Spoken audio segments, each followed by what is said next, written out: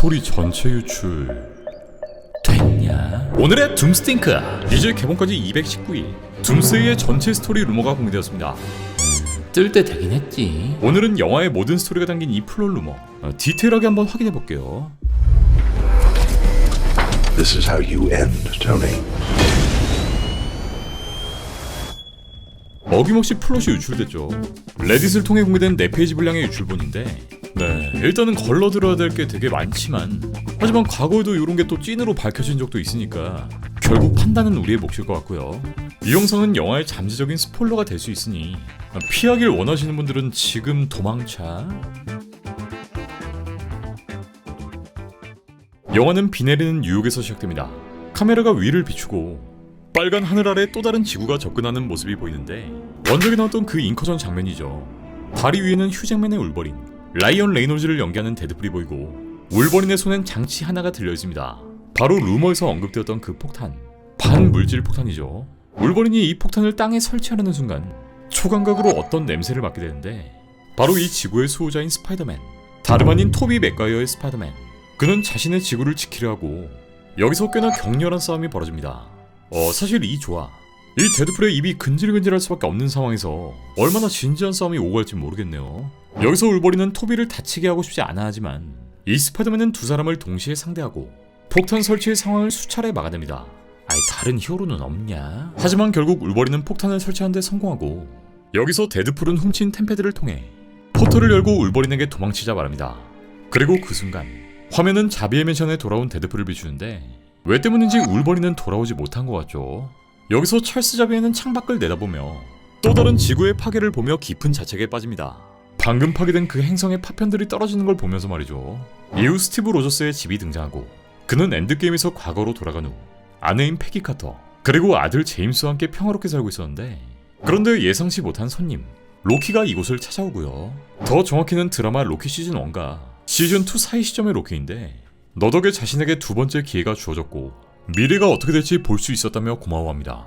하지만 스티브가 만든 타임라인이 역설을 일으켰으며 이곳엔 그가 존재해서는 안 됐기에 TVA에 의해 삭제되어야 한다고 설명합니다. 하지만 그에게 고마워했던 로키는 스티브가 마침내 행복한 결말을 맞이한 것을 보았기에 자신의 재량으로 그와 가족들을 다른 우주로 이동시킵니다. 로키는 자신의 행동을 두고 모비우스가 자신을 도와준 것과 같은 방식이다 라고 설명하며 그와 연락을 유지할 수 있는 TVA 장치를 남기고 떠납니다. 이 부분은 이전에 유출됐던 플롯과 동일하죠. 그렇게 스티브가 살게 된 지구는 828, 바로 판포와 둠의 행성이었고 이후 화면은 리드 리처즈, 조니 스톰, 벤 그림이 야구를 하는 장면으로 전환되는데 이들은 백서빌딩의 침입 경보를 받고 이동하고 여기엔 수스톰, 프랭클린과 대화를 하고 있는 한 남자 빅터 폰둔과 조우하게 됩니다. 둠은 자신이 수년 동안 멀티버스를 연구해왔고 곧 잉커전이 일어날 거라 경고합니다. 그는 두 현실 사이 하나의 막이 찢어지면 우주 사이에 자기적 인력이 형성되고 충돌의 중심점은 각 우주의 지구가 된다. 즉 잉커전의 개념을 그대로 설명하죠. 빅터는 지금 행성이 어떤 이유로 잉커전을 유발했으며 리드의 지능만이 이 위기를 해결할 수 있다 말합니다. 그는 시종일관 잉커전에 집착하고 있었는데 이곳은 외교와는 거리가 멀었고 이미 공식 석상에 출석하지 않은 지도 오래였기에 수는 그를 의심스럽게 바라보고요. 그렇게 리드와 빅터는 행성 전역의 유전자를 조사하던 중 스티브와 패기, 제임스라는 세 개의 독특한 에너지 신호를 발견합니다. 이들은 결국 지난 10년 동안 이 우주에 몰래 살아온 이 긴 머리의 수염 기른 스티브를 찾아내고 그에게 모든 상황을 설명하는데 이들의 말에 충격받은 스티브는 해결책을 찾기 위해 이들에게 합류합니다. 스티브는 자신이 스톤을 사용해 과거로 여행했지만 그 타임라인이 원래 존재해서는 안 됐고 로키가 자신을 이곳에 옮겨줬다는 사실을 밝힙니다. 이후 갖은 연구 끝에 리드는 다른 우주들을 파괴 중인 또 다른 우주, 즉 엑스맨의 우주를 발견하고 그들이 폭탄을 투척하고 있다는 사실을 알게 됩니다. 스티브는 당연히 이들의 방식에 반대하지만 리드는 모든 가능성을 고려해야 한다고 얘기합니다. 둠은 해당 엑스맨의 지구뿐만 아니라 원래 스티브 로저스의 행성, 지구 616까지 세 우주가 서로 충돌할 것이라 경고하고 이들이 우주 사이를 이동할수록 잉커전까지 남은 시간이 급격하게 줄어들기 때문에 최대한 서둘러야 한다고 덧붙입니다. 그렇게 스티브 로저스, 판포, 빅터 본둠, 프랭클린 리처즈, 그리고 허비까지 판포의 로켓을 타고 616 지구로 향하는데 같은 시간 새로운 어벤져스 타워, 이들은 궤도에 진입한 판포의 함선을 포착하고 여기서 616 지구에 있던 토르가 나섭니다. 토르는 어디 숨어있다가 튀어나온 거냐? 그리고 여기서 토르와 스티브가 오랜만에 좋아합니다. 네, 시네마콘에 나왔던 그 장면이죠. 토르는 그가 진짜 스티브인지 의심하지만 스티브는 그의 망치를 들어올리고 결국 믿을 수밖에 없게 되죠. 이때 추가로 들어오는 샘과 어벤져스 멤버들. 그렇게 지구의 운명이 걸린 이 미션의 지휘권을 누가 가질 것인지에 대한 짧은 논쟁이 벌어지는데, 그리고 이 자리에서 토르의 연설이 나온다고 하죠. 나는 오랜 세월 수많은 전사들과 싸워왔다. 그들은 우리 모두를 합친 것보다 강했지만 결국 쓰러졌다. 지금 우리가 맞설 적에 비하면 그들이 마주했던 위협은 훨씬 덜 두려운 것이었다. 우리가 함께 서지 않는다면 그들의 희생은 헛된 것이 된다. 사소한 다툼은 접어두고 어떤 것도 당연하게 여기지 마라. 너희는 형제 자매로서 돌아오게 될 것이다. 내 말을 명심해라. 지금 우리에겐 기적이 필요하다. 이후 샘과 토르가 이끄는 어벤져스는 반포의 함선을 타고 와칸다를 향하고, 여기서 스티브는 와칸다의 왕 트찰라와 대화하고 싶어하지만 곧 그가 사망했다는 사실을 알게 됩니다. 이들은 이미 인커전에 대해 알고 있었고 그에 대한 해결책을 찾고 있었는데, 네, 여기서 이미 하늘은 붉게 물들어 있었고 인커전의 징조가 보이기 시작합니다. 모두가 모인 자리에서 설명이 이어지고 슈리는 다른 군대의 도움을 받고 있다 말합니다. 네, 바로 왕자에 앉아있는 네이머. 이들은 사실 바다 밑에 있었고 만에 하나 위협이 닥칠 경우 주변의 물을 이용해 범람시키는 계획, 즉 쓰나미를 일으킬 계획을 세우고 있었던 것. 그렇게 각 그룹의 리더들이 한데 모이고 이들은 세 개의 지구가 충돌하고 있음을 발견합니다. 스티브는 토르에게 로키가 살아있으며 그는 현재 멀티버스의 수호자 역할을 하고 내가 살아남도록 도와줬다. 로키라면 해결책을 알고 있을 테니 그를 찾아가자 제안합니다. 하지만 여기서 철학적인 논쟁이 벌어지는데, 자, 여기서 잠깐 중요한 얘기 좀 하고 갈게요. 이번 영상은 서프샤크 VPN의 지원으로 제작되었습니다. 제가 실제 4년 넘게 구독 중인데 한국에선 죽었다 깨나도 못 보는 OTT들, 여행 갔는데 해당 국가에서는 시청 불가... 왜? 서프샤크 VPN은 클릭 한 번에 대한민국으로 순간 이동, 그러니까 그냥 방구석에서 팝콘 뜯어먹으면서 전 세계 컨텐츠를 다 털어먹을 수 있다는 거. 140개 지역에 4,500개 초고속 서버 깔려 있으니까. 또 이제 카페나 공항에서 이렇게 아무렇게나 공용 와이파이 잡는 분들 많으시죠? 근데 그게 사실 이 해커들한테 개인정보 뷔페 차려주는 거나 다름없거든요. 스캔 메일 한 방에 훅 갈 수도 있고. 이럴 때 필요한 게 바로 서프샤크 VPN.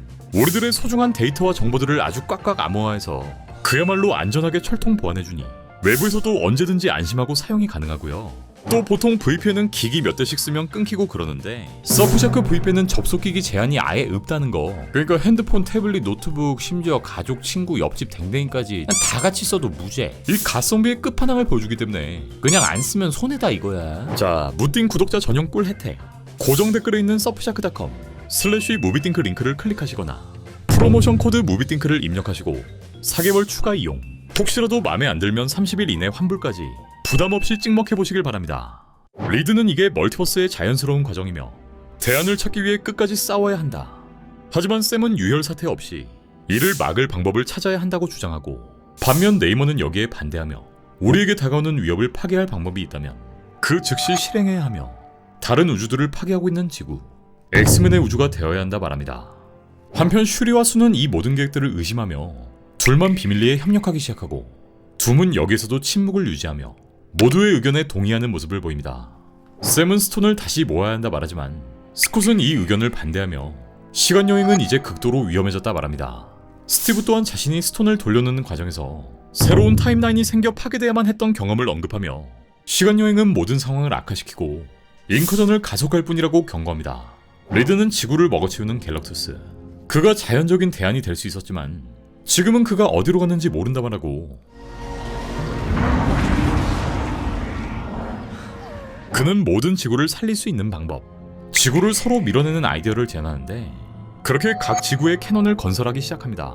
그리고 이건 엑스맨 지구에서도 설치가 필요했는데 결국 일부 인원들이 엑스맨 우주로 향하고 스티브와 토르는 로키의 장치를 통해 그가 위치한 TVA로 향합니다.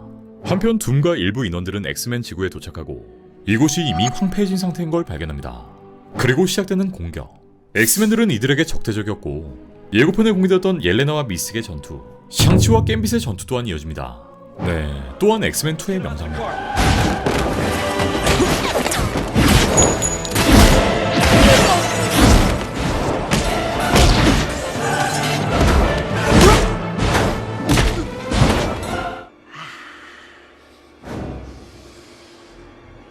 이 나이트크롤러의 오마주신도 있다고 하죠. 그리고 이 전투에서 데드풀은 이 리드의 얼굴에 거시기를 갖다 대고 이때 둠은 자신의 마법을 통해 비활성화된 센티넬들을 되살립니다.